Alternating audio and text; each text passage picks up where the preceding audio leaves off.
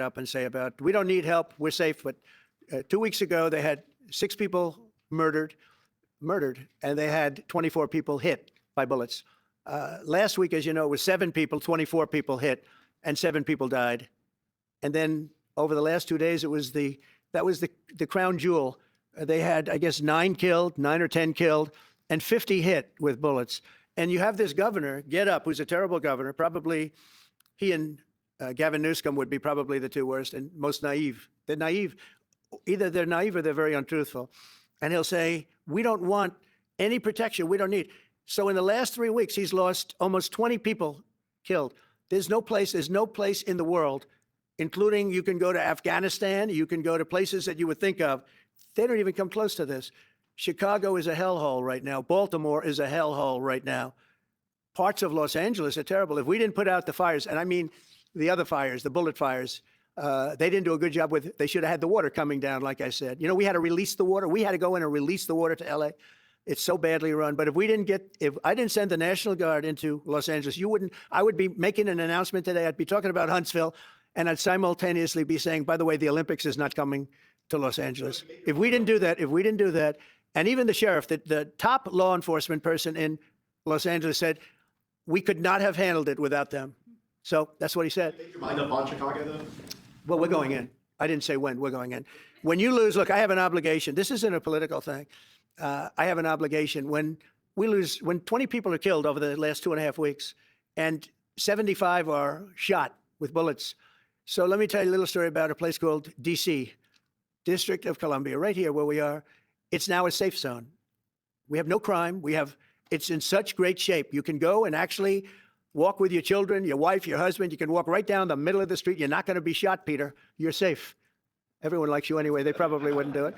But it's so dangerous. And there are people in this audience you've suffered greatly. There are people in this audience that have been mugged and hurt badly, and they don't want to talk about it. Maybe you were very brave in talking about it. You made quite an impression on a lot of people. I appreciate it. But there were other people in this room that have been hurt very badly just walking down the street in D.C. Washington, D.C. is a safe zone right now. It's a safe city. The restaurants are open.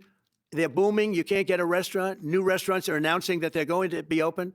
This took place in 12 days. Now it's 15 days, but 3 days ago it became what's known as a safe zone. It's a safe city. And this city was really bad, really, really bad. We took 1,600 people out, hardcore criminals that will not be coming back anytime soon. And we're very proud of it. You know, to have our nation's capital lose every week, you know, it was like many years where every single week somebody was killed for many, many, many consecutive weeks. This went on for years. And then we had, last week it was announced that nobody was killed last week. And I made that announcement in front of a very distinguished leader of a country. And I'm saying proudly, ladies and gentlemen, nobody was killed in Washington, D.C. this week. He looked at me like, what's that all about? I say, yeah, we have a little bit of a crime problem, and we don't have a crime problem in Washington anymore. And the mayor has been very helpful, and the police commission has been very helpful, and it's been a great team. And I would love to have Governor Pritzker call me. I'd gain respect for him and say, we do have a problem, and we'd love you to send in the troops, because you know what? The people, they have to be protected. I saw today on one of your networks, not a friendly network, except really the opposite, I would say, very unfriendly network. And they interviewed about 12 people on this morning. Most of them were African-American, they were black. And they were saying, please, please, please let the president send in. These were people from Chicago. Please, we need help. We need help. We can't walk outside. We're petrified.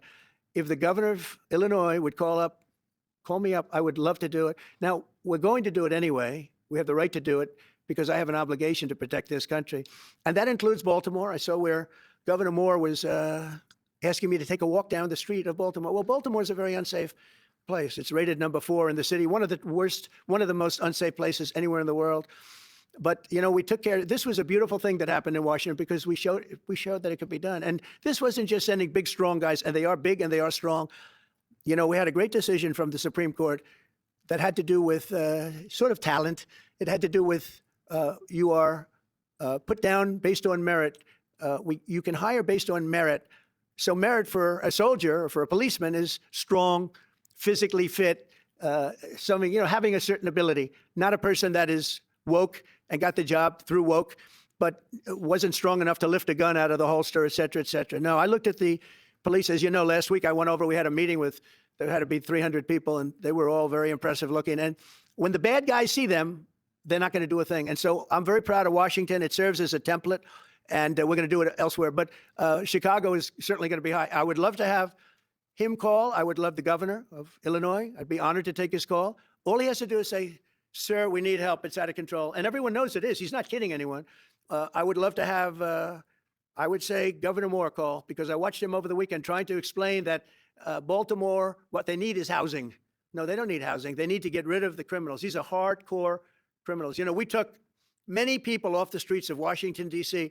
They're hardcore. They're not going to be good. In 10 years, in 20 years, in 2 years, they're going to be criminals. They were born to be criminals, frankly. They were born to be criminals, and they're tough and mean, and they'll cut your throat, and they won't even think about it the next day. They won't even remember that they did it. And we're not going to have those people. Washington, D.C. is now a safe zone. It's a safe place. And you can walk, Katie, you can walk right down the street with, by the way, one of the biggest human beings I've ever seen, which is her husband. He was a football player for like 11 years in the NFL. He's a big person. But big doesn't mean anything when they have guns and when they have knives and everything else that they have, right? But you can walk right down the street, even by yourself, and you're totally safe. Washington, D.C. is a great thing. Yes, ma'am, please. Calling on Democratic leaders across the country to work with you on crime. Do you see your efforts here in D.C., including, for example, working with Mayor Bowser here as a model for bringing more bipartisanship in matters not only with crime, but also issues that matter to everyday American people's lives? So Mayor Bowser's been great. She could have taken the thing well, and then after I clean it up, they'll take credit for it. You know what they do is they take credit. Like, we cleaned up Los Angeles. We did a great job there. And it was overwhelming what was going on. And again, the police chief made a statement that we could not have done, there's no way they could handle it. You saw what was happening out there. It was going to be a disaster. We stopped it cold. If we didn't do that, it would have been a very sad day. And, you know, remember, we have the Olympics, we have the World Cup, we have all these things coming, and we have 250, all of these things coming. But I watched Newsom get up and say, he's doing a great, he's not, we're the ones that did it. And that's okay, whatever it takes. But the main thing is, but he got up and said, we did it.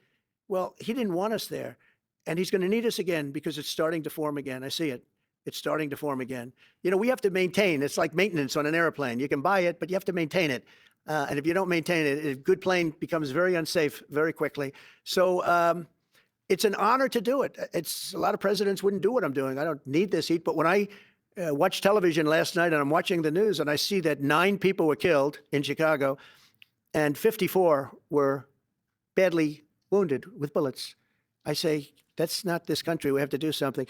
And I do say this, I say this very much. I'm not speaking to anybody but them right now. I would love to receive calls from governors and mayors saying they need help. We'll help them. We have a lot of people. We have a great force. We have a great military force. You know, Pete will tell you that when I was running for office, and this was a big headline, I think, you know, probably got me a couple of votes, but you couldn't sign people in the military. Nobody wanted to join the military, the Army, Air Force, the Navy, Marines, Space Force, Coast Guard. We never forget Coast Guard because they've done such a great job. Never.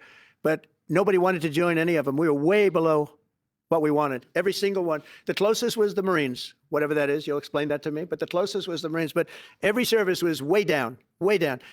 And then I got elected, and our country is the hottest country anywhere in the world right now. Hey, Sean Hannity here. Hey, click here to subscribe to Fox News YouTube page and catch our hottest interviews and most compelling analysis. You will not get it anywhere else.